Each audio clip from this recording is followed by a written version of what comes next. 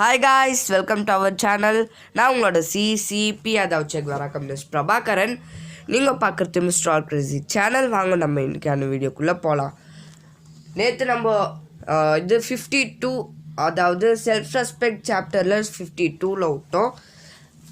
Already 2 sides of a coin அப்படின்ற புக்கோட 2 part நான் விட்டுட்டேன். பேஜ் 9லேருந்து பேஜ் 40 வரைக்கும் நம்ம இது படிக்க போகிறோம். Full and full English book தான். இது எல்லா பாஷையிலையும் இருக்கும். கன்னடாலேயும் இருக்குது, தமிழ்லேயும் இருக்குது. உங்கள் ஃப்ரெண்ட்ஸுங்க யாருனாவது கன்னடா இல்லை இங்கிலீஷில் படிக்கிறவங்க என்னாங்கனாக்கா இந்த புக்கை அவங்களுக்கு சஜஸ்ட் பண்ணுங்கள். ஓகே, இன்றைக்கி செல்ஃப் ரெஸ்பெக்டோட 52 இதை ஆரம்பிக்கலாம். We may fight thousands of respectful people whereas it is very difficult to fight with one person who is without respect. அதாவது நம்ம இது ரெஸ்பெக்ட்ஃபுல் பீப்புள்ஸ்கிட்ட நிறைய பேர்கிட்ட ஃபைட் பண்ணலாம். ஆனால் ரெஸ்பெக்டே இல்லாதவங்கக்கிட்ட ஃபைட் பண்ணுறது கொஞ்சம் டிஃபிகல்ட், அதுவும் ஒரு பர்சன்கிட்ட. இப்போ நம்ம சோஷியல் ரிஃபார்ம்குள்ளே வரலாம். Social reform cannot remain aloof from politics. Similarly, political reform cannot be singled out from the society. First, the social reform cannot remain aloof from politics. Full stop வச்சுக்கிறாங்க. அதுக்கான அர்த்தம் social reform cannot remain aloof from politics. இது அவ்வளோ deep meaning ஒன்றும் இல்லை, நம்ம இங்கிலீஷில் சொன்னாலே எல்லாருக்கும் புரியும்னு நினைக்கிறேன். Similarly, political reform cannot be singled out from the society. Political reform cannot be singled out from the society. Political reforமையும் நம்ம பிரிக்க முடியாது சொசைட்டிலேருந்து. Politics is solely meant for the human society. Politicsன்றது இது solely meant for the human society. மனுஷனோட society அதாவது மனுஷ சமூகத்துக்காகவே politics உருவாக்கப்பட்டிருக்கு அப்படின்றாங்க. Expect social welfare, politics has no other object. Expect social welfare, politics has no expect social welfare, politics has no other object. அதாவது social வெல்ஃபேரை விட்டு பாலிட்டிக்ஸ்க்கு எந்த ஒரு ஆப்ஜெக்டும் கிடையாது. Political law and political protection for formulating only for the human society and for its welfare and so have no other aim. Social reform cannot remain aloof for politics. 53 the firstலேருந்து last வரைக்கும் the political law and political protection are formulating only for the human society and for its welfare and so have no other aim. இவங்க இந்த ஃபுல்லாகவே இந்த ஒரு லைனுக்காகத்தான் எழுதியிருக்கிறாங்க. அதாவது political law and political protection, political law political ப்ரொடெக்ஷனும் இது இந்த ஃபார்முலாவை உருவாக்கப்பட்டதே மனித சமுதாயத்துக்கு சோஷியல் வெல்ஃபேர் அதாவது நல்லது செய்யணும், இதை விட்டால் வேறு எந்த ஒரு ஏமும் இல்லை அப்படின்னு தான் சொல்கிறாங்க. பட் இது உருவாக்கப்பட்டது எதுக்கோ, ஆனால் அது இப்போ அப்படி இல்லை. சிம்பிளாக சொல்லணுன்னாக்கா politics is a drainage. If the humanity has to live without worries in the world, alms giving and begging should be considered illegal. Then only people can live with self-respect. அதாவது பெக்கிங்கையும் ஆர்ம்ஸ் கிவிங்கையும் இல்லீகல் அப்படின்னு சொன்னாக்கா எல்லா மனுஷங்களும் எந்த ஒரு வரிசோ எந்த ஒரு தொந்தரவோ இல்லாமல் இந்த உலகத்தில் வாழலாம். Then only people can live with self respect. அப்போ தான் மனுஷனால் சுயமரியாதையோடு வாழ முடியும். The government should create a department for the demolition of super stations unless progress and initiated and carried on through the department to students in schools and to the people in public places. The atrocities of the religion, of the castes and the Shastra Puranas will never die away from our society and country. the government should create a department, அதாவது government ஒரு department create பண்ணோம் demolition of super ஸ்டேஷன்ஸ்னு.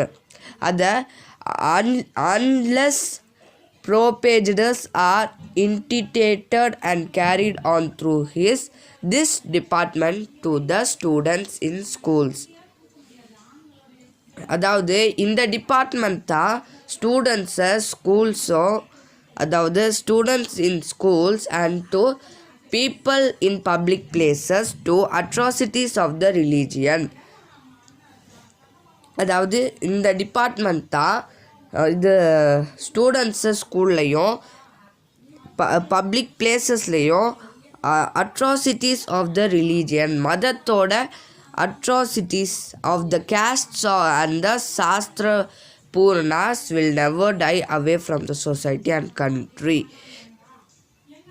இது வந்தாக்கா the atrocities of the religion of the castes and the Shastra Purnas will never die away from our society and country. அது வந்தால் மட்டுமே நம்மளால் ஜாதி வரைக்கும் மத வரைக்கும் டாட்டா சொல்ல முடியும் அப்படின்னு சிம்பிளாக சொல்கிறாங்க.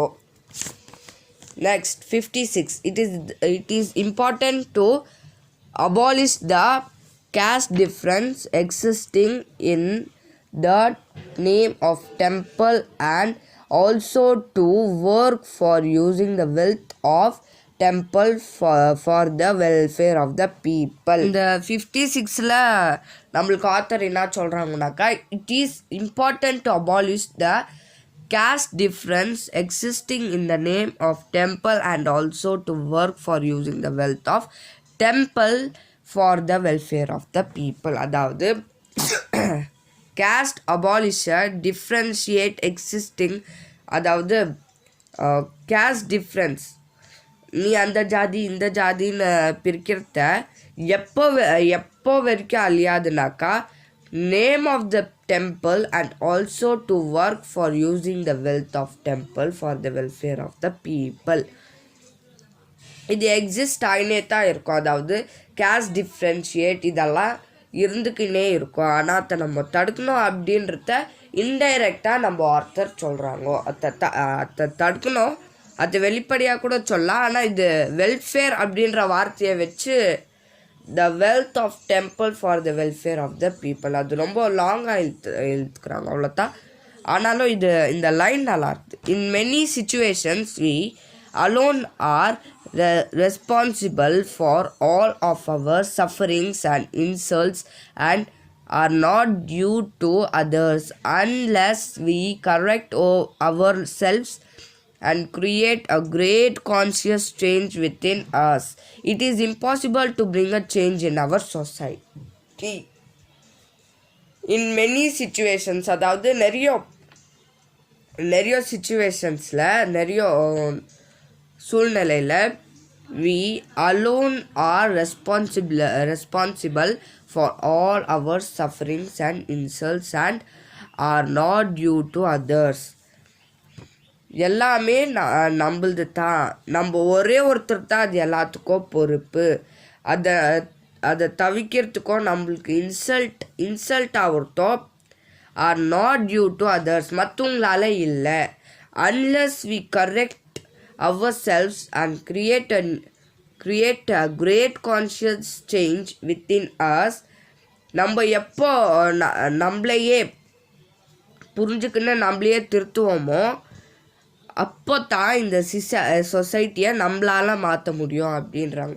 அவர் society is monkey gripped one. இது கொஞ்சம் டீப் மீனிங். அதாவது monkey gripped one.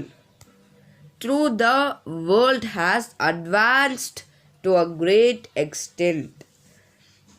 நம்மளோட இது இந்தியன் சொசைட்டி எப்படின்னாக்கா ஒரு மங்கி கிரிப்ட் ஒன், அதாவது ரொம்ப பழைய காலத்தில் எப்படி ஒரு மனுஷன் ஆதி காலத்தில் எப்படி வாழ்ந்துருந்தானோ through the world has advanced to a great extent. மனுஷங்களால் அவ்வளோ டெவலப் ஆகியும் we are stubborn in looking our back, remaining barbaric, uttering as long crest practice and following forefathers. அதாவது our society is monkey gripped one. அது நம்ம ரொம்பவே காலத்தில் பின்னோக்கி தான் போயிருக்குது அப்படின்றத ஒரு இண்டிகேட் பண்ணுது. இதில் மெயினாக இந்த ஃபுல் பேராகிராஃப் அதாவது 58 ஃபுல்லாக எக்ஸ்பிளைன் பண்ணோன்னாக்கா ஆத்தர் நம்மளுக்கு என்ன சொல்கிறாங்கனாக்கா, நம்ம மற்றவங்கள திரும்பி பார்க்குறோம் தவிர நம்மளால் எதுவுமே செய்ய அப்படின்னே இருக்கிறோம். ஸோ இதை மாற்றுறதுக்காக நம்மளாலேயும் செய்ய முடியும் அப்படின்றத நம்ம ப்ரூவ் பண்ணோம். இப்போது எக்ஸாம்பிளுக்கு உலக நாட்டிலவே ஜாஸ்தி பாப்புலேஷன் இருக்கிற நாடு சைனா. அந்த சைனா நாட்டிலையே மரத்தோட குறைபாடு இருக்குது, வீடுங்க இல்லை. ஆனால் அவ்வளோ பாப்புலேஷன் இருந்தோம் அவங்க இப்போ வரைக்கும் எக்கனாமிக் லெவலில் உயர்ந்து தான் இருக்கிறாங்க. நம்ம இவ்வளோ கம்மியாக இருந்தோம், எதுக்கு நம்மளால் எக்கனாமிக் லெவலில் ரேஸ் பண்ண முடியல? பிகாஸ் நம்ம மற்றவங்கள அவங்க வேறு லெவல், அவங்க அப்படித்தான் அப்படின்னு பார்க்கறதுல தான் தப்பு இருக்குது. நம்மளால் மாற்றிக்க முடிஞ்சிச்சுனாக்கா நம்மளால் எல்லாமே பண்ண முடியும் அப்படின்றத ஆர்த்தர் தெளிவாக சொல்கிறாங்க. இப்போ வரைக்கும் வெளிநாட்டிலேருந்து தான் ட்ரெஸ் வந்துருக்குது, வெளிநாட்டிலேருந்து தான் இது வந்துருக்குது. ஜாஸ்தி யூத்ஸ் அதாவது ஜாஸ்தி யூத்ஸ் இருக்கிற நாடு இது தான். வெளிநாட்டிலேருந்து வர அதுலவே அதாவது அமெரிக்காலவே இது யூத்ஸு கம்மியாக தான் இருக்கிறாங்க. ஆனால் இப்போது ஃபுல் அண்ட் ஃபுல் ஆவரேஜ் ரெக்கார்டில் ஜாஸ்தி யூத்ஸ் இருக்கிற நாடே நம்மளோட இந்தியா தான். இப்போது பேரண்ட்ஸ் எல்லோரும் அவங்கள வளர விட மாட்டேங்கிறாங்க, அவ்வளோதான். சிம்பிளாக சொல்லணுன்னாக்கா அவங்கக்கிட்ட இருக்கிற திறமையை பார்க்காம டைரெக்டாக அவங்க என்ன பண்ணுறாங்கனாக்கா, நீ இது பண்ணிவிடு, அவங்களோட ஆம்பிஷன் கேட்காமலே அவங்க இது பண்ணுவாங்க. ஸோ முடிஞ்ச அளவுக்கு பேரண்ட்ஸ் அவங்களோட ஆம்பிஷனை கேட்கணும் அப்படின்றது தான் ஆர்த்தர் தான் ப்ளஸ் என்னோட விருப்பமும். இதோட நான் வீடியோவை முடிக்கிறேன். அடுத்த வீடியோ எதை பற்றி போடணுன்னாக்கா கண்டிப்பாக நான் இதை பற்றி தான் போட போகிறேன். கிட்டத்தட்ட 5 நாள் வரைக்கும் நான் இதே சாப்டர் பற்றி தான் போட போகிறேன். இந்த சாப்டர் முடிஞ்சிட்டுக்கு அப்புறமா நான் உங்களுக்கு எந்த கிளாஸ் வேணுமோ அந்த கமெண்ட் போடுங்க. அதாவது உங்களுக்கு எந்த கிளாஸ் எந்த சிலபஸோட இது வேணுமோ அந்த கிளாஸோட எந்த சப்ஜெக்ட் வேணாலும் கொடுங்க, நான் அதை கண்டிப்பாக எக்ஸ்பிளைன் பண்ணுவேன். Thank you guys. Signing off Prabhakaran. Love you guys.